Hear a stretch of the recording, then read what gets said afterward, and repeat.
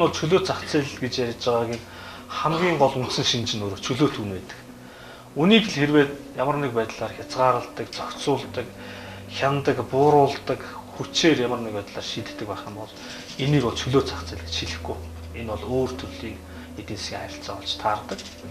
Харамсалтай нь чөлөө түн бол хамгийн сайн одоо зохицуулагч, хамгийн сайн одоо нийгэмд үйлчлэлтэй хөшүүрэг байдаг. Даанч энэ чөлөө түвнийг бол боомлох оролдлого бол хүн төрөлхтний түүхэнд байнга байсан. Одоо ч байгаа. Зах зээлийн үнээр явбал эрэлт нийлүүлэлт хоёр дүүцчил таарна. Харин төрийн тогтоосон үнээр явж эхэлбэл эрэлт нэмэгдэж нийлүүлэлт хуучин хэвэндээ үлддэг. Людвиг фон Мисес либерализм номноос. Калифорни гэдэг мужи ус байдаг та бүхэн мэдэх бах тий. Америкийн нэгдсэн улсын хүн амынхаа тоогоор бол нэгт ордог том мужи ус. Тэгээд 2001 онд энэ Калифорни мужи усад эрчим хүчний хямрал гэж болсон. Тэгээд таамаа гайхаж байгаа. Америкийн нэгдсэн улсад эрчим хүчний хямрал болоод байна тий. Яхаараа тийм болчихсон. Тухайн үед Калифорни мужийн аман захирагч нь Дэвис гэж хүн байсан.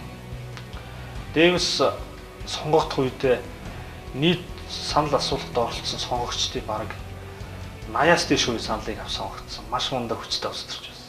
Харамсалтай нь Дэвид Америкийн нэгдсэн улсын түүхэнд анх удаа цорын ганц хугацаанаас өмнө огцорсон аман захирагч болсон. Үүний дараа та нар мэдж байгаа Арнольд Шварценеггер гэдэг хүн Калифорни мужийн аман захирагч болсон шүү дээ. Тэгээд яагаад Дэвис огцорсон бэ гэдэг түүх байна. Дэвис анх сонгогдох үедээ нэг юм амласан. Тэрний үгээр Калифорни мужийн иргэдэд би цахилгааныг, эрчим хүчийг ерөөсөө тогтмол үнээр маш хямдхан үнээр нийлүүлнэ гэдэг амлалтыг өгсөн. Энэ амлалт манай Монголын улс төрчдийн амлалтыг ойролцоо сонсгож байгаа. За ингээд Дэвис юу гэсэн гэхээр Дэвис болон түүний аппарат юу гэсэн гэхээр Калифорни мужид баримт нөгөө мөрдөх эрчим хүчний тийм суур үн гэдэг юмыг тогтоосон. Тэгэхээр айл өрхүүд бол яг тэр тогтоосон үнээр л эрчим хүчийг эрчим хүч нийлүүлж байгаа тэр хувийн компаниас худалдаж авах хэрэгтэй болж байгаа. За ингээд харахад бол нэг хэцүү юм шиг хүмүүсээ бодцсон юм шиг те. Арт түмнээ бодоод байгаа тийм манай улс төрчтэй хэлдэг тийм. За ингээд ямар үйл явц болсон бэ гэж байгаа. За ер нь бол эрчим хүч нийлүүлэх үйл ажиллагааг та нар сайн харах юм бол тэнд бөөнөр нийлүүлдэг. Тэрийг цааш нь түгээж айл болгонд аваач өгдөг юм жижиглэн юм байгуулах гэсэн хоёр юм бүтэж явдаг. Монгол улс ч адилхан. Бусад ямар ч улсууд адилхан байдаг. За тэгээд Дэвисийн хамт олон бас бодсон байна. Ер нь тэгвэл энэ жижиглэнгээр айлууд борлуулж байгаа үнийг нь чөлөөт нь юу ачаа барьчих. Бөөнөр борлуулж байгаа буюу тэр цаана байгаа их усрынх нь үнийг нь чөлөөтэй байлгаж. Тэнд өсөлтөө явагдаад тийм ба тэнд өсөлтөө явагдаад үнэн буураад тэнгүүтээ жижиглэнгээр борлуулж байгаа үн яах нь хямдхан байна гэдэг тийм ээ ухаантай бодчихсон байна. За ингээд юу болсон гэхээр за энэ бол 1997 оны тухай ярьж байгаа. 1997 онд мань нөхөр тийм ухаантай бодож олоод за тэрийг тэр Калифорни мужийн эрчим хүчний хяналтын хороо мороо гэдэг аюул олон тийм зөртэй байгууллагууд байдаг шүү дээ. Тэр байгууллагууд нь дүрм журмаа гаргаад энэ нь ингээд амьдрал нэвтэрсээр хэвлэл 1999 он болсон байна. За ингээд 99 оноос нөгөө хямралын эхний шинж тэмдгүүд илэрч гэлсэн. За нэгдүгээрт нөхдүүд энэ дээр ямар асуудлыг ерөөсөө олж хараагүй байсан гэхээр үнийг ингээд докторжуулаад тэнцвэржүүлсэн бөөнийх нь үнийг бид нэр зах зээл дээр чөлөөтэй орхицсон.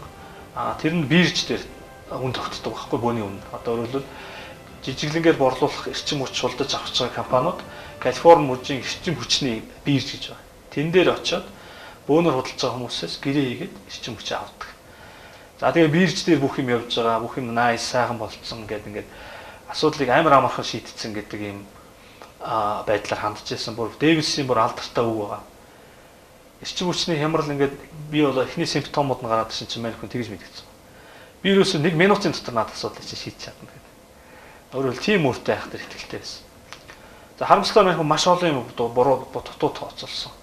Калифорни муж өөрөө үйлдвэрлэж байгаа эрчим хүчнийхээ тодорхой хэсгийг нийт бүх эрчим хүч өөртөө зарцуулдаг. Дээрээс нэмээд өөр мужаас импортлж авдаг. Тэр импортлж авч байгаа шугам дотор 15 дугаар шугам гэдэг нэг алдартай шугам байна. Тэр шугамаар гол одоо яах нь хэрэглэн Калифорни муж руу дамжиж орж ирдэг. За тэгээд тэр шугамаа ерөөсөө олон жил шинжилгээгүй ингээ муудсан хүчин чадал нь хязгаарлагдмал тийм шугам байгаа талаар бол одоо энэ тэр шугамыг ашигладаг, дамжуулж нөгөө эрчим хүчээ хүмүүс борлуулдаг компани бол ярьсан байна. Бид нар энэ дээрээ ингээд юу юмээр байна. Тэг хөрөнгө оруулалтыг энийгээ сайжруулмаар байна. Үгүй сайжруулаач. Үгүй та нар манай жижиглэнгээр борлуулж байгаа үнийг яасан барьцсан. Бид нар хөрөнгө оруулалтыг ямар ч боломж байхгүй тий. Хамаахгүй. Үнээл та нар одоо тэр бөөнөр нийлүүлж байгаа айлуудтайгаа сайн ярь тий. Тэрнээс л ашиг бол. Ингээ орчихсон. Харамсалтай нь ер нь ямар ч үн бол яадаг вэ гэхээр тухайн үеийн зах зээлийн нөхцөл байдал, дэлхийн эдийн засгийн нөхцөл байдал, байгаль орчин одоо юу гэдэг те маш олон фактораас шалтгаалаад үн бол байнга хэлбэлзэж явах хэрэгтэй. Ямар ч арга байхгүй тэрийг зохицуул. Тэгэхээр нийлүүлж байгаа компаниуд нөгөө цаана эрчим хүч үйлдвэрлэж байгаа компаниудын өвчсөн тэр нөхцөл байдал үйлчилж байгаа шүү дээ. Эрчим хүч гарах одоо суур одоо их уср болсон нүүрсэн ч юм уу эсвэл атомын одоо түүхий эдэн ч байт юм уу өөр одоо бусад их усрууд бас газ ч байт юм уу. Тэдний үнэ нь яаж байгаа вэ? Дэлхийд дээр савлж байгаа шүү дээ. Тэгээд тэр савлгаагаа дагуулад явах хэрэгтэй. Тэр компани тэр жижиглэгийн борлуулалт хийж байгаа компанид нийлүүлж байгаа үнэ яах вэ? Бас л дагуулаад өөрчлөх ёстой шүү дээ. Тэгвэл нөгөө Калифорни мужид гарсан тэр алдартай хууль ёсоор жижиглэнгийн борлуулалт хийж байгаа компани хизээч яах нь тэр авахгүй гэж хэлэх хэрэг байхгүй. Чи заавал авах ёстой, иш нийлүүлэх ёстой. Тэгэхгүй бол яг нь чамааг лиценз хийж хураан чи энэ бизнесээс гармаар гэдэг аюу хатуу нөхцөлтэй. Тэгээ нөхдүүд яасан? Үн өссөн ч худалдаж авна, уурсан ч худалдаж авна. Тэгээ ихэнх тохиолдол яадаг вэ гэхээр үн өсчл байдаг юм бол нийтлэг тохиолдол. Ягаад гэвэл дэлхийн нийтээр ресурс гэж ярьдаг. Байгалийн түүхийн эдийн үн бол яаж байгаа вэ? Алхам алхмаар өсөж байгаа учраас яалтч өсвөр эрчим хүчний зардал өснө. Өөрөөр хэлбэл хямд их усрал болохгүй. За ингээд хуримтлагдаж явсаар хагаад Калифорни мужид одоо жижиглэнгийн борлуулалт хийдэг хоёр том компани дампуурхад орсон. Нэг нь шууд дампуурсан. Энэ шууд дампуурсан л байсан. Нөгөөх нь дампуурлаа зарлахад Калифорни мужийн амбан захирагчгийн тухаарад үе дампуурч болохгүй шүү найзаа тий. Тэгвэл балах гэдэг шүү хямрал болох гээд чи амьдэрч вэ. Би чамд мөнгө тийм үү мөнгө. Одоо манай Монгол улсын засгийн зэрэгжээс дампуурч болохгүй чи мөнгө авах тий. Яг тийм адилхан юм байсан. Ингээд тэд нар яасан гэхээр өндөр үнэтэй байгаа тэр бөөний үнээр байж байгаа эрчим хүчийг төр худалдаж аваад тэрийг яасан. Арай хямд үнээр нөгөө жижиглэнгийн борлуулалт хийж байгаа компанид зарч гэлсэн. Өөрөөр хэлбэл төр өөр дээр яаж байгаа. Мужийн захиргаа өөр дээр алдагдлаа хүлээж гэлсэн. Ингээ үндсэндээ 2001 он гэхэд нийтдээ 50 тэрбум Америк долларыг энэ алдагдлыг нөхөд зарцуулсан байсан. 50 тэрбум Америк доллар. Монгол улсын дотоодын нийт бүтээгдэхүүн нийтдээ 11 тэрбум Америк доллар шүү дээ мэдгүй. Тэгэхээр манай дотоодын нийт бүтээгдэхүүнээс 5 дахин их мөнгийг одоо яг нь 2 жилийн дотор эрчим хүчийг тогтвортой үнэтэй байлгахын тулд яасан. Мужийн төсвөөс зарцуулсан. Тэгээ сүүлдээ мужийн төсөв нь алдагдлалтай болж гэлсэн. Хизээч одоо Калифорни мужийн төсөв яасан байна. Алдагдлалтай байж үзээгүй. Тэгээд Дэвисийн үед бол гайхамшигтай том алдагдлалт орсон. За энэ дээр нэрмээс болсон юм яасан гэхээр Калифорни мужид эдийн засгийн үйл ажиллагаа нэлээд идэвхтэй байсан учраас эрчим хүчний хэрэглээ нэмэгдсэн байна.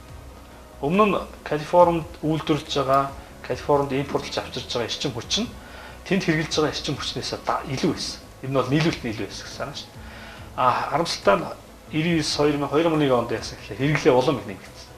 Асар их нэмэгдсэн. Тэгээ хэрэглээ нэмэгдэхээр яаж байгаа? Үн чинь улам л өссөн шүү дээ. Улам л өстэй.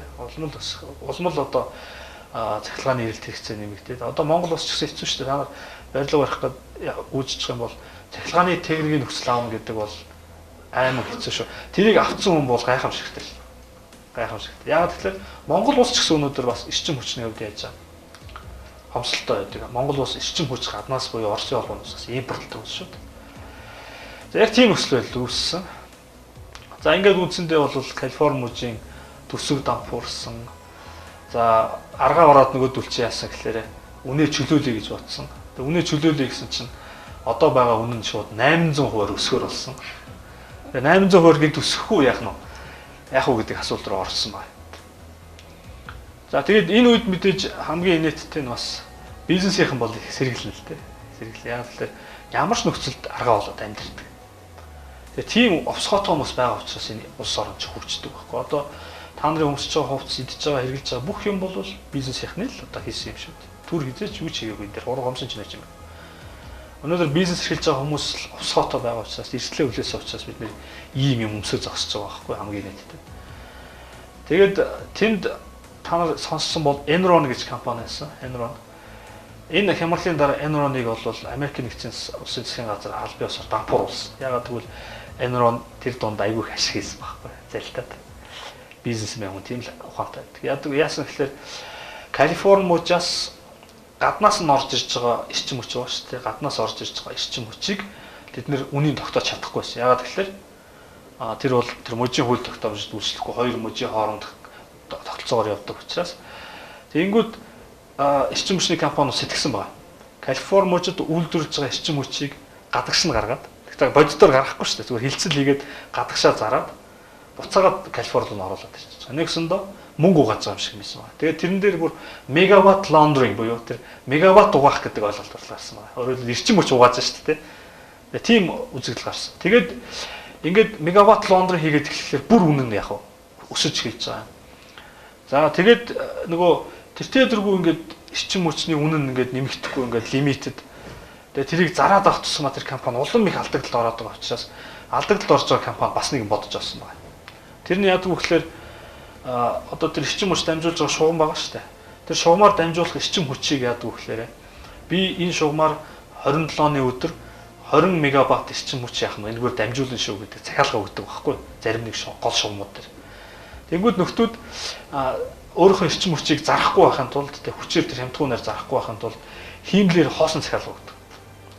Би уул нь 20-ыг дамжуулах байсан бол шууд 40 50 60 гэдээ худлаа хоосон захиалга өнгөт нөгөө шугам нь яг дүүрчиж байгаа байхгүй дүүрчиж.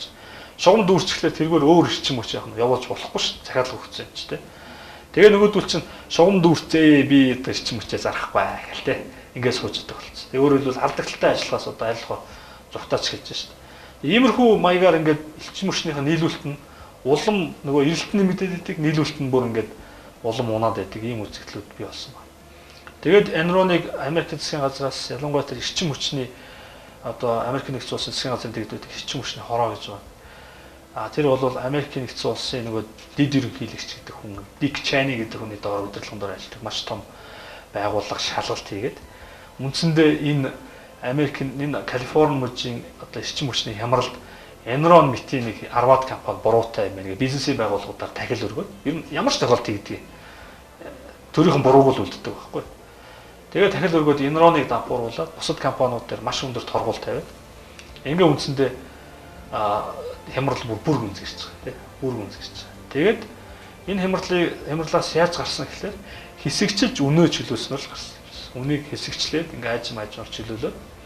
Дээрээс нь нөгөө зүгээр үнийг тогтоож барихын тулд барьж ирсэн мөнгөө яг тэр 15 дугаар шугам гэдэг тэр хүчин чадал дутаад байгаа юмдаа хөрөнгө оруулалт хийх замаар шинэ одоо яах нь цахилгаан станц барих замаар ингэж хямралаасаа гарсан байна. Тэгээд хамгийн фаналтай яг Монголтой адилхан.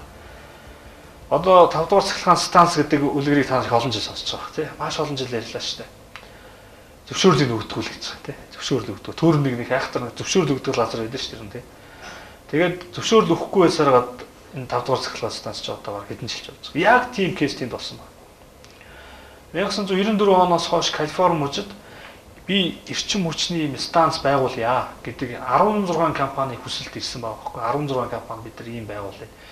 Нийт хүчин чадал нь юу Калифорни мужид байтугай ханхаар тийм хүсэлтүүд ирсэн байхад нэг ухаантай улс төрчнөр нь бол яг нь манад хэрэгцээ байхгүй гэдэг ч юм уу ямар нэг шалтгаанаар энэ бүх төслүүдийг зогсоосоор байсан байна. Тэгээд 2001 оны хямралынхаа дараа геймэд ухаарад тэр зөвшөөрлүүдийг яасан бэ? Өгч хэлсэн.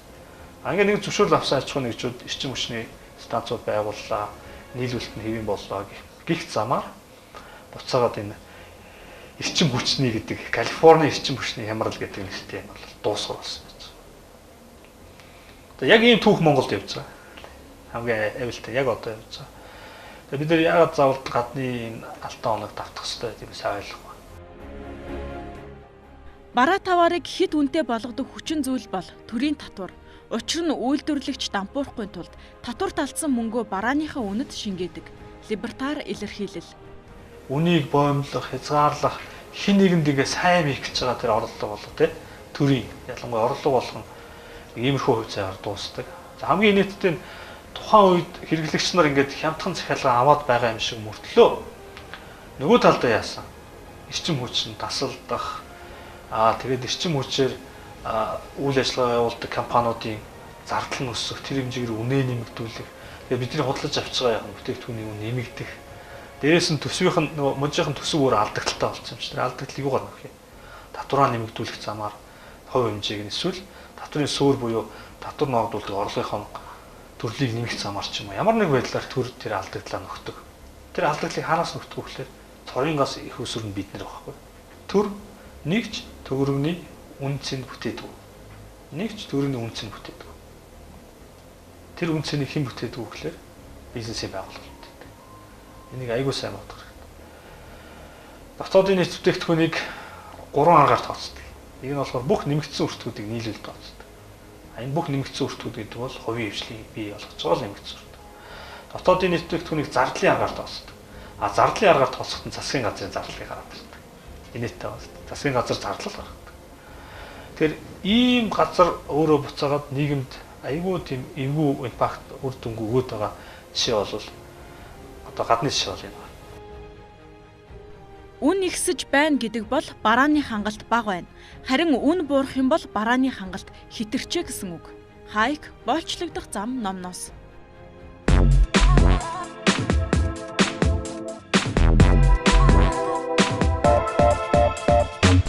2011 оны 6 дугаар сард бүр юу ч юм бензин болсон шүү дээ. Та сандгүй юу? Аимшигтай болоод бүтэн бараг сарын хугацаанд шатгуун төвөөх станцууд бараг зарж байгаа бүтээгдэхүүн байхгүй болоод чинь бүр нэлээд эвгүй байдалд орсон. За яагаад тийм үйл явц болсон юм бэ?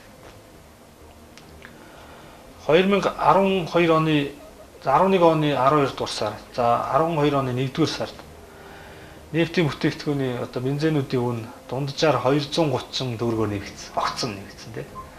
За бүгдээрээ шоконд ороод л ерөөсөө нефт импортлог компаниудыг нийтдээ 17 тэрбум төгрөгөөр торгоол тийм. Гайхамшигтай үйл явц явсан шүү дээ. За энэ бүхний цаана яг юу яваад байгаа юм гэж байна. Энэ бас л нөгөө төр энэ зах зээлийг хянах гэсэн, үнийг хянах гэсэн нэгэнд нь сайн мэрхэж байгаа мөртлөө нөгөө талаараа яаж нь хорлож байгаа айгүй сонгодог шин. Монгол улсад нийлүүлж байгаа, импортлж байгаа бүтээгдэхүүнийг цаана нь одоо худалдаалж байгаа нийлүүлэгч нар гэж байгаа. Тэр нийлүүлэгч нарын үн сар болгон өөрчлөгддөг. Яагаад гэвэл дэлхийн эдийн засаг маш олон нөхцөл байдлын улмаас байнга өөрчлөгдөж. За ингэхээр одоо жишээлбэл нэг сарын жишээ ярил л да. Одоо 2011 оны 4 сард юу болсон бэ гэдэг жишээ. 11 оны 4 сард яасан гэхээр дэлхийн зах зээл дээр үнүүд өсч гэлсэн. Тэгээд Монгол улсад нийлүүлж байгаа олон нийлүүлэгч компаниудаас нэгээс нь бусд нь яасан гэхээр нэгийнх нь нийлүүлж байгаа үнэл биднэрт одоо яах нь ач холбогдолтой ашигтай үн. Бусад бүх үнэн нь яасан гэхээр одоо яг тэр жижиглэнгийн үнээр зарах юм бол алдагдaltaй үн болж гэлсэн байхгүй. Одоо энэ дээр харуулсан байна.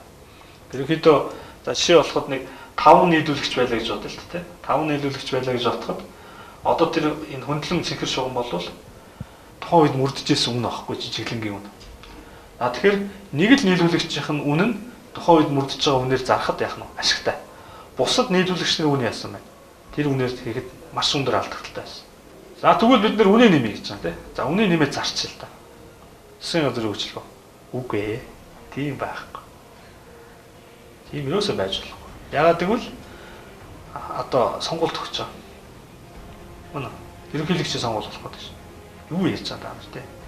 Өөртөө хогч шүү гэл тий. За өмнө нь нэмдэг юм байж байна. Тэгвэл болий. Та нар тэгвэл тэр бүх төрлийн татваруудаа болчихсон шүү дээ. Үгүй. Улсын төсвийн орлого морлох тий. Тасрах шүү. Хэцүү шүү дээ. Тэгээд ингээд хоёр юм дээр татгалцсан хариу авчихсан. За тэгвэл болий. Тэгвэл бид нар ийм алдагдaltaй үнээр холдож авах болчих тий. Ингээд тэнгууд яаж байгаа. Ганцхан тэр зах зээлийн нийт эрэлтийн жоохон хэсгийг хангах бүтээгдэхүүнийг л бид нар авахар болчихж байгаа. Үлдсэн нь яаж байгаа. Нийлүүлэгдэх болчихж байгаа байхгүй. За тэгээд тийм байдал ороод ирэхлэнгүүт нөгөөдөлцөн сандраад би одоо аягүй тодорхой санд 4 сарын 20 эднэр тухайн үеийн одоо уул уурхай эрчим хүчний сайд дуудаж уулзаад за үнэ жоохон нэмчээ гэдэг. Тэгвэл хэдээр нэмэл зүгээр юм гэхэлэр ядаж дунджаар нэг 90 төгрөгөөр нэмээ л та гэдэг нефтийн компани санал болгосон. Тэгвэл ядаж балансан дээр очих гэдэг тийм. Ядаж баланслаа. Окей 90 төгрөгөөр гаргаад нэмчих. Маргааш нэмсэн мань хүн гараад хэвлэр юу гэж ярьж байгаа гэхэлэр оо эдрийг би 30-аар нэм гэсэн чи 90-ээр нэмсэн байна. Муу сайнуудыг би бүгднийх нь лицензийг өчнгөө болгоно. Ерөөсөө тийм л юм ярьж байгаа. Нефтийн компаниуд руу бүх хэвлэлийн компаниуд дайраад та нар муусан лөөрчөд олигархууд юу гэдэг вэ нэг баахан л юм ярьдаг их орноо худалдагсад очоод тэр станцын шатаа тийм үү. Ерөөсөө нийгмийг хэрэгээр тэр түрхэрдэг тийм юм одоо ч байгаа. Уцаагаад үнэ болгосон. Дэвэр яах те ямар ч арга байхгүй. Нэгд үнэ болгосон юм чи яаж байгаа? Алдагт орохгүй тулд үнэтэй их усруудаас авах болчихсон. Яах вэ тэр үнэтэй юмас авч алдагт ороо те. Ингээд яасан гэхээр 11 оны 6 сард нам тасарч байгаа юм байна шүү дээ. Ерөөсөй байхгүй болол тасарч байгаа шүү дээ. Юу ч болоо тасарч байгаа. Хямрал яг тэгж явдаг. Төр өрөөлөд үн барих орлого бол нэг бол ингээл тасалт оролдог. За ингээд энэ кейс тэгээс үлдээ юу яаж дууссан гэхээр нефтийн компаниуд за таслаж хүн амьтны хэрвэл одоо хараалд өртөж явахаар үнэтэй ч бас авчрыг гэдэг бариадаар авчраад үндсэндээ 6 сарын 27 28 гэхэд эхний нийлүүлэлтүүд нь орж ирээд 7 сарын 11-ний би одоо айгүй тодорхой санд 7 сарын 9-ний өдөр А92 ирж ирсэн. Тэгээд баярлаа. За ашгүй наадмаар нь 92-тай байлгалаа. Бөөн баяр боллоо те. Тэгээд стил алдагталтай л байгаа шүү дээ. Алдагталтай ч гэсэн одоо дүүрсэн гэдэг. За ингээд тэр хямрал ямар ч байсан явсаар хагаад нэг юм 8 9 сар ихт нэг жиг дээрээ дууссан. Намраас нь эхлээд ханш нэмэгдээд гисэн. Долларын ханш нэмэгдээд гисэн. Нөгөө гадаад үнэ биш. Одоо ханш нь долларын ханш нүсэд шүү дээ. Дахиад нөгөө энэ үзэгдэл чинь бий болж байгаа. Дахиад яах нь вэ? Долларын ханшнаас болоод зарим нийлүүлэгчээс авж байгаа бүтээгдэхүүн яаж байна? Алдагталтай, заримаас нь авж байгаа нь ашигтай. Тийм нөхцөл байдал дахиад давтагдсан. Дахиад нөгөө нэг яамн дээр очиад яах вэ?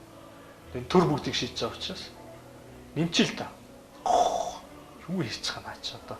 Намрын уруу суралт 10 сард тэгж хэлж. 11 сард чи нэмчил ус тусны баяр болгож байгаа ч юу яа. 12 сард очиод нэмчил та. Шинжил болгож байгаа бити дими юмэр За ингээд явсаар байгаа шинжлэлийн дараа 1-р сарын 6-ны өдөр одоо энэ уул ухаан сайд дид сайд байсан ариун сан гэдэг таварш дуудаж уулзаад за одоо нүний нэм гэсэн байхгүй. Ойлгож байна. Тэр үед нөгөө компаниудын чинь үнийн алдагдлын зөрүү нь өссөөр гоод уул нь алхамаар жоохон нэмээд явсан бол хүмүүс мэдэгдэхгүй байсан. Тэгвэл тэр нь хоримтлагцаар аваад 230 280 төгрөгийн зөрүү өссөн байсан байхгүй. Тэгвэл наад хэмжээгээр нэм гэсэн байхгүй. Гэхдээ яах нефтийн компаниуд алдагдал орохгүй бол огцом нэг өдөр нэмсэн. Тэнгүүт нь маргааш нь засгийн газар нь та нар яасаа яхахтар хувилддаг юм аа 17 тэрбум төгрөг торгоноо. Ойлгож байна тийм. Иймэрхүү байдлаар ажилладаг. Энэ 1 сарын 6-ны үйл явдлыг далимдуулаад арчс нь маш том улс төр хийсэн тийм. Монгол ардын нам нефтийнхаа үнийг барьж чадахгүй байна. Муу сайн юм тийм. Өөрсдөө засгийн газраас 5-ны өдөр гарцсан гэсэн үг. Тэнгүүтээ 6-ны өдөр нефтийн компаниудыг молиудаад үнийг нэмүүлчихэ. Тэгээд муу арчс нь ардын нам нэрээс та хөгийн юм чадахгүй ш та нар гэх. Тийм улс төр хийсэн. За ингээд өөрөөр хэлбэл үн барих орлого гэдэг бол нэг бол юу болж дуусч байна. Гинти юм цочир шок үнийн нэмэгдэл. Нэг бол тасалт. Тухайн бүтээгдэхүүн байхгүй болчихсон. Яагаад социалист нийгэмд тийм сайхан бараа бүтээгдэхүүнүүд байдгүй гэхээс цорын ганц тайлбар нь шүү дээ. Яагаад гэвэл бүх хүнийг тогтооцсон байдаг учраас тэнд яаж байгаа бүтээгдэхүүнээ сайжруулах, илүү гоё болгох, хэрэглэгчийн эрэлт хэрэгцээ нийцүүлэх орлого өрөөсөө ямар ч мотивац сэтэл байхгүй болчихдог. Тэргүй энэ тэдний тавьсан үн бол яадгүй дандаа алдагдaltaй үнэ байдаг. Яг л арт түмнээ бодож байгаа учраас тийм учраас социалист нийгэмд хизээ сайхан бүтээгдэхүүн байдаг байсан. Тэрийг бол бид нар ойлгох хэрэгтэй. Чөлөө түн байгаа цагт яадаг вэ гэхээр хүмүүс илүү сайн бүтээх юмсан, илүү гоё юм хийх юмсан гэдэг хүсэл эрмэлзэл нь яаж байгаа. Тэр үнэн дотор байж байгаа ашиг байгаа учраас тэр ашигын төлөө хийж байгаа учраас юм сайжирдаг гэсэн санаа байна.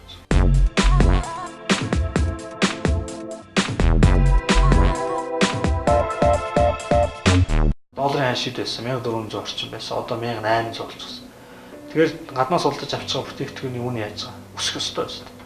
Тэгтэл засаг яасан гэхээр үн докторжуулах хөтөлбөр гэдэг нэртэй алдартай юм бодож байна. За үн докторжуулах хөтөлбөр яаж яах гэхээр нөгөө нэг тэр алдагт оруулаад байгаа хүн байгаа шүү дээ. Тэр дүнгийн яачиж байгаа. Нэгсэндөө тойрог замаар нефтийн компани буцаад өгчөж байгаа. Ойлгож байна уу? Одоо өөрөлдвөл Америк доллар 1800 болсон байна шүү дээ. Тэгвэл тэр 1800 гэдэг ханшаар биш, арай бага үнээр доллар май гэж өгчөж байгаа. Тэгэхээр тэр хоёрын хооронд гарч байгаа бодит алдагдал байна шүү дээ. Тэр алдагдлыг Монгол банк өнөөдөр яаж яах гэхээр өөрийнхөө балансан дээр тусгаад явж байгаа. Улиралдаа би зөвхөн миний тооцоосон нь бол 70-аас 80 тэрбум төгрөг. Тасыг боддоо. Улиралдаа 70-аас 80 тэрбум төгрөг тэр үнийг доктортой байлгахын төлөө төлж байгаа. Ингээд бодох юм бол хөтөлбөр хэрэгжсэн нийт хугацааны турш 300-аас 350 тэрбум төгрөг зарцуулсан байх магадaltaй байхгүй. Тэр мөнгийг Монгол банк хаанаас бий болгож байгаа? Монгол банк аж ахуйн үйл ажиллагаа эрхэлдэг үү?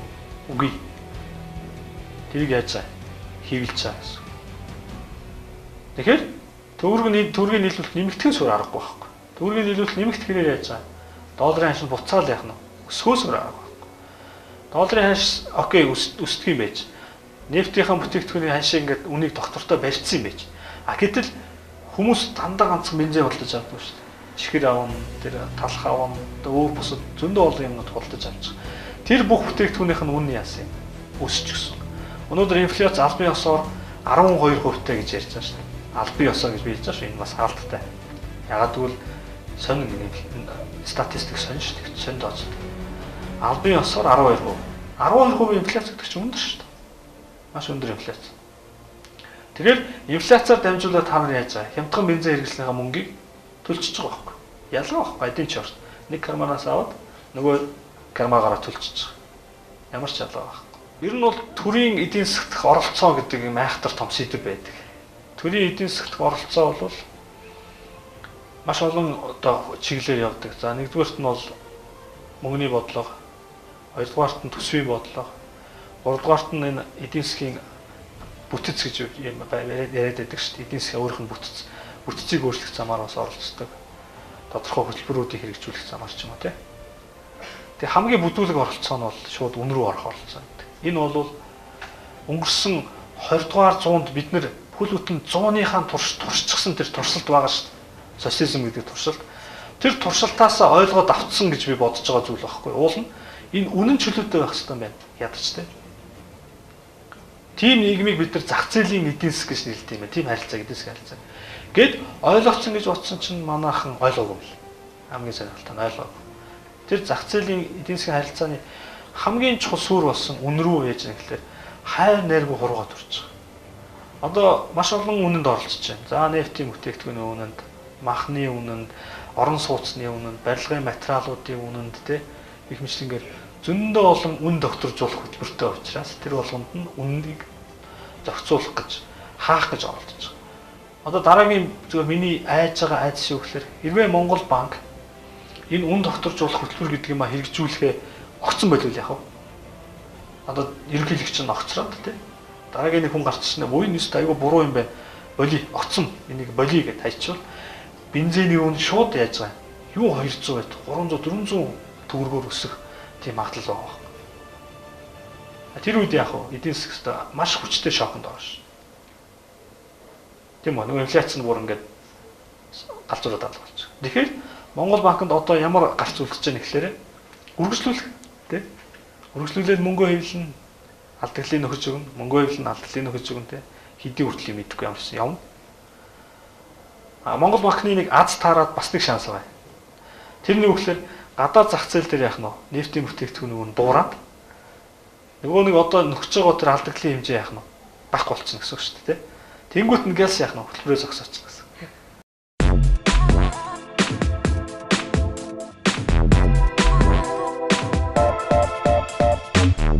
Улс төрчнөр иржил байдаг явж лээдэг тий. Нэг өдөр тэр хүн явна. Дараагийн хүн гарч ин өөр бодолтой хүн юм зогсоолоо. Яг дараагийн хүн зогсоочих юм бол эрсдэл нь өөр дээр нэрж байгаа байхгүй. Чи бензиний үнийг гарангуутаа нийцсэн чи гээд нөгөө сонгох магадлал болонгод айгуу дахиад үргэлжлүүлэн тий.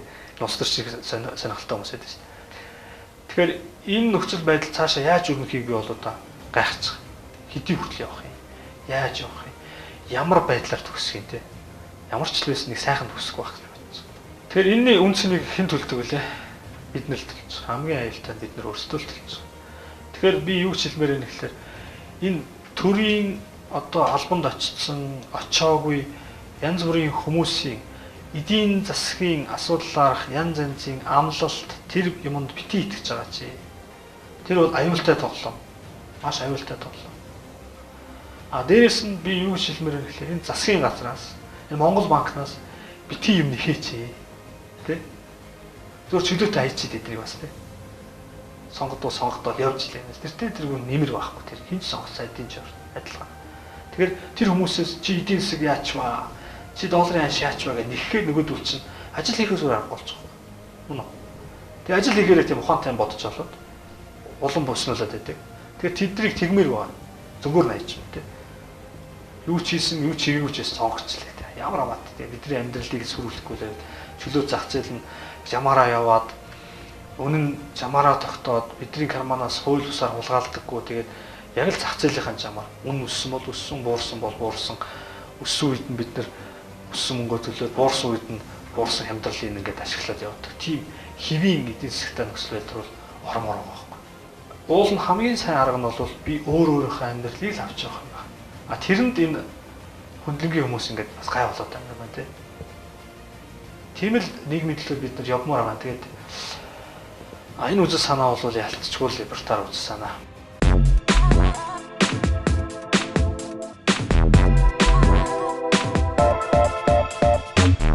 Эдийн засаг гэдэг бол өөрөө энэ хүмүүсийн хооронд бий болж байгаа харилцаа шүү дээ. Одоо Монгол улс нь 3 сая гаруй хүнтэй болох чинь 3 сая хүн бүгдээр өдөр тутам эдийн засгийн харилцаанд орж байгаа. Тэр 3 сая хүн хоорондоо ингэ харилцаж байгаа тэр харилцааны тоог тоолох юм бол хэдэн их 80 ч юм мэдэхгүй тийм харилцаа үүсэж байгаа шүү. Тэр бүх харилцааг зохицуулж болно гэдэг тэр одоо яах нь төсөөлөл нь өөрөө анханаас алдаатай юм санагдав. Сүүлийн үед нэг тийм айгүй сонио ойлголт бий болчихсон. Одоо би маш олон хүнээс сонсож байна. Айгүй хүнэлт явдаг эдийн засгч хүнээсээ сонсож байна. Улс төрчөөс сонсож байна. За бусад хүмүүсээс сонсож байгаа. Окей, чи дандаа чөлөө зах зээл гэж яах юм? Тэгвэл чөлөө зах зээлийн эдийн засгтаа болчих юм бол цөөхөн хэдхэн том компаниуд над эдийн засгч чинь бүгдийг барьж шít. Гэхдээ юу муу гэн тэр? Тэр цөөхөн хэдхэн том компани гэдэг нь одоо юу муу болчиход байгаа юм бэ гэдэг вирус ойлгохгүй. Дэлхийд хөгжсөн бүх улсуудыг та хараад үз. За би ойрхны жишээлээ Солонгос те. Солонгос бол цөөхөн хэдхэн том компани байна. SK, Samsung, Hyundai те. Маш цөөхөн хэдхэн том компани байдаг. Тэрний дор хэдэн зуун мянган дунд зэргийн компаниуд бай. Тэрний дор бүр тэрнээс олон яах нь жижигхэн компаниуд бай. Одоо өнөөдөр та нар сонссон баг. Сая засгийн газрын статистик би ярьж байгаа шүү. Нийтдээ 6000 гаруй аж ахуй нэгж хаалга барьсан байна гэдэг статистик гаргасан байлаа шүү. Энэ юунаас болж байгаа? Энэ бол одоо би өөрөө том компани удирчсан өнөө би хэлье. Одоо шил миний удирчсан компани жилдээ ойролцоогоор 50 орчим тэрбум төгрөгийн хөрөнгө оруулалт хийдэг гэсэн. Өөрөө үйл ажиллагаа сайжруулах. Тэрийг хэн үүсгэх вэ? Дунд болон жижиг аж ахуй нэгж үүсгдэг. Ойлгож байна те? Яг иймэрхүү замаар л эдийн засгийн харилцаа явдаг ер нь бол. Тэгэхээр шууд жижиг дунд баахан аж ахуй нэгжүүд байж хагаад тэгээд ингээд амар гой хөгжөөд гэдэг тэр яриаг одоо маш олон жил ярьж байгаа тийм үстэй. Одоо манайх жижиг дунд бизнесийг хөгжүүлэх тийм сан хөтөлбөр нэтэрээ одоо маш олон юмнууд байдаг шүү дээ. Хөгжсөн юм л харахгүй. Яагаад гэвэл том хүчрхэг аж ахуй нэгжүүд бий болж байгаа. Тэр аж ахуй нэгжүүд яадаг вэ гэхээр дэлхийд өрсөлдөж чадах тэр технологиг яадаг худалдаж авч чаддаг. Тэр аж ахуй нэгжүүд том байгаа учраас зах зээл дээр эрсдэлтэй туршилтуудыг хийж чаддаг тийм алдагдaltaй ч байсан яа энэ бүтээгдэхүүнийг туршаад үзье. Тэр компаниуд байгаа учраас тэр санхүүгийн чадвартай компаниуд байгаа учраас хүмүүс нь хөгжиж идэг. Тэд нар ч сургалтанд явуулж байгаа, ингэж байгаа, тэгж байгаа. Жижиг дунд компаниудын удирдлагууд даже өөрөө сурах гэж айгүй их зовцсон хүмүүс байдаг шээ. Жижиг дунд бизнесийн удирдлагууд нь дандаа өөрсдөө яаж сурах уу гэсэн хүмүүс байдаг. Тэгэхээр юм хүн сурах. Ойлгож байна. Юм хүн сурах. Яг л тэд нар тийм эдийн засгийн төлөвшил одоо баталгаа яах нь байхгүй. Яаж ашигтай ажиллах вэ? Яаж томорох уу гэсэн л одоо юмнууд нь ингээд өмнө тулгарсан байдаг. Тэр энэ улсыг чинь хэн хөгжүүлдэг вэ гэхээр яалтчгүй том аж ахуйн нэгжүүд байхгүй. Харамсалтай тэд нар нэг хуйлтай сүд болдог гэхээр үгүй. Үгүй. Хамтарч аж ахуй нэгж байгуулж. Одоо жишээлбэл Energy Resource гэдэг компаниг Монголын толгой том компаниуд нийлүүлж барьсан шүү дээ. Монголын талаас хийсэн хувийн хвшлүүдийн хийсэн маш амжилттай том төслийн нэг гэж би бодож байгаа шүү дээ. Хамтарч хийсэн тийм. Мэдээж том төсөл чинь нэг компани дийлэхгүй шүү дээ ганцаараа. Том компаниуд дээш дийлэхгүй төслүүд байна шүү. Тэр Монголын эдийн засгийг цааш нь ингээд айгүй сайхан болгох, орлоготой болгох, өсөлтөх чадвартай болгох тэр том төслүүдийг хийхийн тулд том аж ахуй нэгж хэрэгтэй байгаа байхгүй. Ойлгож байна. Том аж ахуй нэгж хэрэгтэй. Тэрнээс биш одоо юу гэдгийг нэг 100 гаруй үнэтэй тий нэг хөрхэн жижигхэн компани мөн үү? Оюутлах шиг төсөл хийгээд явъя л да. Чадахгүй. Хэцүү шттэ. Энэ үндэсний гэгдэж ярьж байгаа одоо эдийн засгийн хувьд, менежментийн ур чадварын хувьд яг нь ингээд танигдсан брэнд нэрийн хувьд ингээд тодорхой хэмжээний түвшинд очсон компаниудаа түшгэлж ижил дараагийн том алхмаа хийх ёстой юм байна. Олон жил ингээд өөрийгөө зовоогоод махаа зулгаагаад энэ том бизнесийг хийгээд ингээд бэгцсэн хүмүүс дээрээ тулгуурлах байгаа гэдгийг би хайхад байгаа. Тэднийг л үзэн яддаг. Тэднээс аль болохоор хол байх хэвээр, тэднийг л унтрааж явах хэвээр, бизнесийг хааж явах хэвээр гэсэн тийм логик нийгэмд хардсан байгаа л. Манай одоо юу гэдгийг өнөөгийн нөхцөл байдалд хамгийн том эмгэнэл юм болов уу гэж би боддог. Энэ бол засаглалын хямрал. Монгол улс засаглалын хямрал бий болчихсон. Өөрөөр хэлбэл нэг удаа хадаас хадаж үзээгүй тавар шууд одоо төр ирэхэд байна. Нэг ч удаа хадаас хадаж үзээгүй.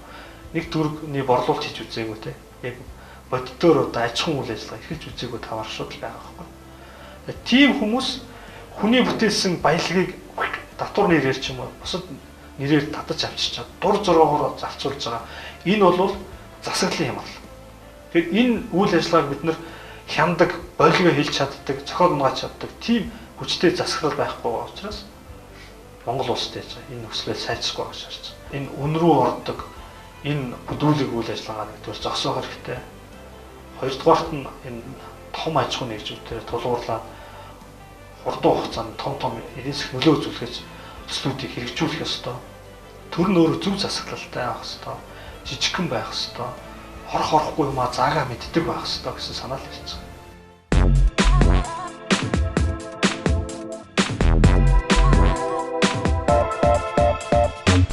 Өнгөрсөн 7 хоног тэр батлагдсан эдийн засгийг эрчимжүүлэх тэр тогтоолын төсөл дотор эрчим хүчний үнийг чөлөөлөх гэсэн заалт орсон байгаа тий. Тэгээд энэ нь одоо хэрэгжих болоо таны хувьд? Нүүрсээр бий болгож байгаа эрчим хүчээ юу гэдгийг үнийн чөлөөлөөд тэгээд зах зээл дээр яг зарчмаар нь явуулъя гэхэд бол эдийн засгт бол нэлээд том цохилт болно. Яагаад гэвэл энийг бас л их олон жил барьчихсан.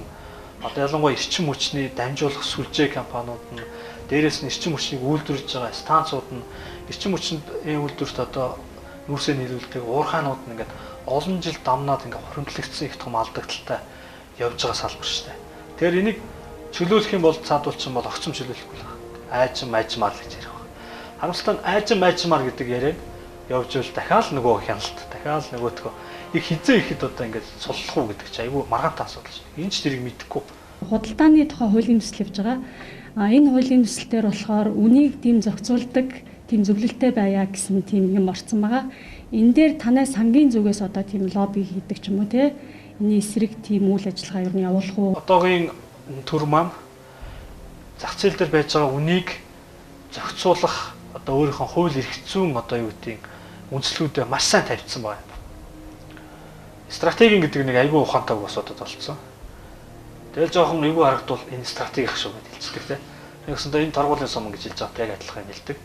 Тэгээд стратегийн бүтээгдэхүүнийг шаардлагатай зохиол төр яах нь зохицуулна гэдэг юм ингээд хуульчлаад авчихсан байна. Тэгээ тэр хуулийн заалтан дээр суурлаад одоо дараагийн хуулиуд нь гарч байгааг нэг илэрлэл нь бол надад хулдааны тухай ойлгоо. Мэдээж энэтэй бол бид нэр чадлынхаа хэрээр одоо юу гэдэг ямар ч байсан зөв болохын төлөө хичээж ажиллана тийм. Энийг бол буруу юм а гэдэг талаас нь бас нэлээд идэвхтэй ярина тийм. Засгийн газрын одоо нийт өр нь бол улсын дотоодын нийт бүтээгдэхүүний 40%-тэй тэнцвэрч хэмжээнд байна гэсэн байдаг. Одоо бол 60 гаруй явж байгаа. Тэгээд засгийн газар өөрөө хуулиар зөрчилсөн Дээрээс нь ингээд одоо бондууд Чингис бонд, Самура бонд гэж бондууд аваад идэг. Тэгээ эндээс авж байгаа ерөнхийдөө хөрөнгө оруулалтуудыг харж хахад бол ихэнхийг нь одоо зам тээвэрлэв хийцэн байдаг те. Тэгэхээр таны саяны хэлсэн нөгөө 888 аж ахуй нэгж төсөл хэлбэр өгсөн. Нөгөө шинэ байгуулагдаж байгаа аж ахуй нэгжүүд маань одоо яг эргээд нөгөө зээлээ төлөх баталгаа бол байхгүй шүү дээ. Ерөнхийдөө бол тэр мөнгө ер нь байхгүй тал руугаа л явж байгаа гэж миний хувьд ойлгоод байгаа. Энэ бондууд дээр бас дээрээс нь одоо энэ зээл аваад байгаа энэ асуудал дээр танай байгууллагын болон таны байр суурь нь ямар бодолтой байдгийг энийг ер нь яаж зохицуулбал ер нь эдийн засаг илүү хямралаас хурдан гарах боломжтой. Одоо л уусаа хямарсан гэд өнөөдрийн чуулган дээр хүртэл ярьж байна л да. Тий, ер нь бол хямрал гэдэг чинь айгүй маргаантай асуудал шүү дээ. Ер нь бол яг алийг хямарсан гэдэг вэ гэдэг сонгодог тодорхойл байдгүй мэлээ л дээ. Тэрийг тухайн одоо эдийн засаг, тухайн нийгэм өөрөө л тодорхойл. Бид хямарсан уу? Эсвэл яах нь бид хямраагүй гэдэг те. Тэгэхээр одоо та нар юу гэж бодож байгаа айгүй чухал байхгүй хямарсан хямраагүй талаар. Мэдээж юу гэдгийг хүмүүсийн амьдрал нөлөөлж байгаа тодорхой үйл явдлууд байна. Үйл явцууд байна. Мэдээж танарт нөлөөлж байгаа хамгийн чухал юм бол инфляц байна шүү дээ. Инфляц нөлөөлж байна. Дараа нь магадгүй хуваарь бизнес эрхэлдэг хүмүүст нөлөөлж байгаа бас их төвхтэй юм бол энэ долларын ханш байна тийм Монгол төгрөгийн сулрал. Ийм юмнууд бол бид нар ингээд хэвийн зүгээр нормалны сайхан амьдрах болон бизнесээ явуулахад бас жоохон хүндрэл учруулж байгаа. Тэгэхээр зарим нэг улс төрчид бол энийг бол хүндрэлүүд юм а гэдэг тийм. За яг тэр утгаараа би хүндрэл юм а гэж хэлсэн. Та нэгт ажиллаж ирсэн гэсэн тийм. Монголд яагаад одоо энэ гадаадын компаниуд ингээд бензин зарах ч юм уу тийм юм байдаг. Гадаадын бензин колонк байдаг тийм. Улсаасаа ингээд гадаадынхаа компаниудыг хамгаалах одоо protection хийсэн билүү тийм. Тэрний талаар та юу гэж бодож байна? Тий, ер нь бол эрчим хүчний салбарыг угаасаа түрүү хэлсэн нөгөө стратеги гэдэг ахтар нэртэй байлгадаг ямар ч улс. За тэгээд энэ өөрөө нөгөө үндэсний аюулгүй байдал гэдэг их олон сэдвтэй холбогддог тийм л асуудал юм байл л дээ. Эрчим хүчний талынхны асуудлууд бол одоо өөрөөр хэлбэл улс орон ингээд тусгаар тогтносон тэр дотор байж байгаа хүмүүс нь хэвийн амьдраад хэвийн одоо аж ахуй үйл ажиллагаа эрхлэх их чухал нөхцөл нь өөрөө эрчим хүчээр хангадах ёстой юм байл л дээ. Тэр эрчим хүчээр хангагдаж байгаа их үүсвэр нь өөрөө яах ёстой юм. Найдвартай, баталгаатай, бидний удирдлагын доор ингээд бид нар менежмент хийх боломжтой байхыг ямар ч ус хүсдэг. Тэгэхээр харамсалтай нь бид нар өнөөдрийг хүртэл яасан. Тэгэхээр эрчим хүчний хувьд тийм хараад биш, бие даасан байх тийм одоо зүйлсийг одоо яг нь бодос сэтгэж хүчтэй ингэж хөдөлж хийж чадаагүй байгаа. Тэгэхээр одоо бол бид нар эрчим хүчний хувьд бол хараад ус. Тодорхой хэмжээнд хараад ус. За тэгэхээр яагаад тэр гадны станцууд байдгүй гэхээр бас хариулт энгийн. Яг л энэ үзэл баримтлалын үүднээс тэр гадны станцуудыг байлгахгүй гэдэг байдлаар хуулиндаа тийм босго заагаад өгсөн байдаг. Оросын холбооны улс ч юм уу одоо бид нар нийлүүлж байгаа улсууд өөрсдөө улс төрийн болон геополитик гэж ярьдаг шүү дээ. Тийм ямар соёлтой улс вэ? Ямар одоо бодлоготой улс вэ гэдэг бас их чухал. Бид нэр чөлөө зах зээлийг дэмжиж байгаа. Бид нар тийм байх хэрэгтэй гэдэг бүх юмаа чөлөөтэй тавьчихдаг. Тэгтэл нөгөө улс маань арил шин ямар үлээ гэдэг бас нэг асуудал байна шүү дээ. Өөрөөр хэлбэл өөрийнхөө тодорхой юм эдийн засгийн үйл ажиллагаагаар ингэж нөгөөдхийгөө боомлох гэдэг тий өөрийнхөө атганд байлгах гэдэг ингээд янз янзын сонирхолтой улсууд байдаг учраас тэгэхээр зарим тохиолдолд зайлшгүй тэгж тэр өөрсдийнхөө эрсдлийг бууруулах талаасаа бас зарим нэг арга хэмжээ авахаас өөр аргагүй болдог гэж ойлгож байна шүү дээ. Азийн томоохон банкуд Bank of China эсвэл HSBC ч юм уу тийм томоохон компаниуд орж ирж болтгүй юм бэ? Энэ айгаад байдаг, балмагдаад байдаг юм юу юм бэ? Та тэрнийг тайлбарлаж өгөөч. Бас санхүүгийн секторыг бас бид нар бас тэгж хамаагүй одоо юу гэдгийг дуртай болгоныг оруулах бас эрсдэлтэй. Яагаад тэгэхээр энэ мөнгө гэдэг чинь өөрөө буцаагаад бас их хүчтэй нөлөөлөл шүү дээ. Тэгэхээр ямар газрын мөнгө вэ гэдэг бол их чухал баг. Тэр нөгөө цаадлын мөнгөний эзэн өөрөө жоохон суртахуунгүй таваршил бас хэцүү шүү дээ. Тийм учраас бас хэний мөнгийг яаж оруулах вэ гэдэг нь бас ухаантай бодох ёстой юм байх гэж бодож байна. Ер нь бол аливаа салбарыг либералчлаад гадны өрсөлдөөн оруулж ирснээр бол хэн хожих вэ? Хэрэглэгч маань л хожно. Бид нар зээлийн хөв буурна, банкны үйлчлэгнүүд сайжирна. Одоо манайх сүүлийн хэдэн жил одоо маш олон жил одоо онлайн төлбөр тооцооны тухай ярьж байгаа. Тэгэхээр өнөөдөр яг үнэхээр дөрвөлтөө хийчихсэн тийм том алхам бол бас хангалттай биш шүү дээ. Манай банкнууд бас тийм хангалттай сайн байж чадахгүй байна. Тэр бүх юм бол гадны өрсөлдөгч ороод ирэх юм бол маш хурцтайгаар сайжирч өрсөлдөж нэмэгдэн олон л хүчтэй сайн үйлчлэг авдаг болно гэсэн. Тэгэхээр энэ утгаараа бол сайн үзэгдэл байхгүй. Тэгэхдээ түрүүн хэлсэн эрчим хүч мөнгө гэдэг бол өөрөө буцаагаад манай улсыг бас яг нэг тодорхой хэмжээнд одоо хөтлөж болохоор, өдөлгөж болохоор тийм хөшүүргүүд учраас бас хэний мөнгө, ямар зорилготой мөнгө, ямар цаана улс төрийн ямар одоо бэкграунд одоо тийм дэвсгэр байгаа вэ гэдгийг бас сайн харж иж тэр нэг үндэснийхээ аюулгүй тогтвортой амьдрах тэр талаа бодож иж бас шийдвэр гаргах зөв байх л та. Инфляц бол хэвлэг үйлдвэртэй холбоотой асуудлаа гэдэг. Энэ тэгээд үнэхээр хэвлэг үйлдвэртэй холбоотой засгийн газраас болж гардаг юм уу? Эсвэл зах зээл дээр зайлшгүй байх ёстой юм уу? За Milton Friedman хэлсэн байна шүү дээ. Энэ бол ерөөсөө хэвлэх үйлдвэртэй холбоотой гэдэг. Мэдээж эдийн засагт хэл хэрээр фишерийн тэгштгэл байдаг. Нөгөө талд нь мөнгөний нийлүүлэлт нэмэгдэж явах ёстой. Тэр мөнгөний нийлүүлэлт нь өөрөө маш олон хүчин зүйлийг бодоод яг энэ зах зээлийг эдийн засгийг тэнцвэртэй байлгах хэмжээний л байх ёстой юм л да. Мэдээж инфляц олон шалтгаантай. Засгийн газраас үүссэн ч байна. Нийлүүлэлттэй холбоотой байдаг, эрэлттэй холбоотой байдаг, олон шалтгаанаас үүсдэг.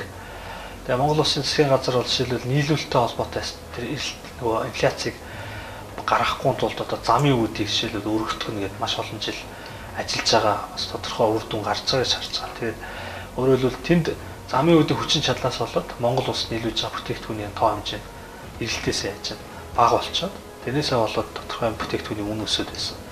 Тэгвэл тэрнтэй тэрийг одоо бууруулахын төлөө арга хэмжээ авч байна шүү. Тэгэхээр энэ бол нийлүүлэлтээс үүсэж байгаа юм л байна. За эрэлтээс гэдэг нь бас одоо хүмүүсийн хэрэглээг нэмэгддэг ч юм уу. Тэрнээсээ болоод яаж зах зээл дээр богино хугацаанд үн нэмэгддэг, нийлүүлэлт нь өөрөө тэрийг гүйцэхгүй байх магадлалтай ч гэдэг юм. Ингээд олон шалтгаанаас болж инфляцууд бий болдог. Тэгэхээр бид нэр инфляц ярихдаа болно тэр олон шалтгаануудыг задлаад аль нь тэр принтерээс болсон байна, аль нь эрэлтээс болсон байна, аль нь нийлүүлэлтээс болсон байна гэдгийг задлж ялгаж харж ярьж чаддаг. Тийм л болох хэрэгтэй юм шиг байгаа юм. Тэгэхээр одоо зөвхөн миний харж байгаагаар бол айгүй их эдийн засгч нартай болсон Монголд. Одоо эдийн засгаар хүн болгоо ярьдаг болсон. Гэхдээ яг нарийн юм судалгаатай шилгээтэй юм ярих нь бол их бага байна л та. Тэгэхээр зүгээр л инфляци юм байна гэдэг том тоо яриад тахаар бол тэр бол миний бодлоор тэр бол өстой популизм юм шиг байна. Улс төрийн хэрэглэл маягтай. Тэгвэл шалтгаан нь юм байна. Энэ шалтгааныг яагаад юм бий болгох ч юу нөлөөлж байгаа, яавал дээр үү гэдэг юм шийдэлтэй ярих юм бол тэр илүү бас эрүүл яриа болох юм шиг санагддаг. За тэгээ бүгдэнд баярлалаа.